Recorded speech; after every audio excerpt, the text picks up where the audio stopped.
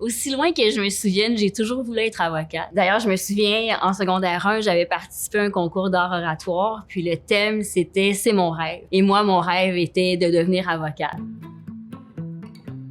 Je me suis vraiment posé la question d'où ça venait cette envie-là, parce que j'avais pas de modèle. Puis après avoir réfléchi, je me suis dit, en fait, ce qui m'intéressait, c'est ce que j'en voyais dans les films à l'époque. Quelqu'un qui plaide devant la cour, qui pratique généralement en droit criminel. Et quand j'ai commencé mes études en droit, j'ai vraiment adoré ça tout de suite.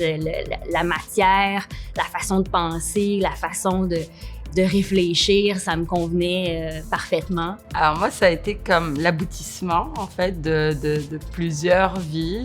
J'avais, plus jeune, l'idée de devenir avocate, mais très, très vite, j'ai été rattrapée par d'autres rêves. Puis, à un moment, je me suis retrouvée dans une situation où je me suis retrouvée au tribunal, mais pas en tant qu'avocate. J'étais frustrée de ne pas pouvoir plaider ma cause toute seule. Donc, à la fin, je me suis dit, quand l'occasion s'est présentée, puis que j'ai vécu l'expérience de l'expatriation, c'est peut-être l'occasion de vivre ce rêve-là, parce que je me voyais vraiment dans le rôle d'avocate, puis que j'étais une très, très grande fan de Suits, la série.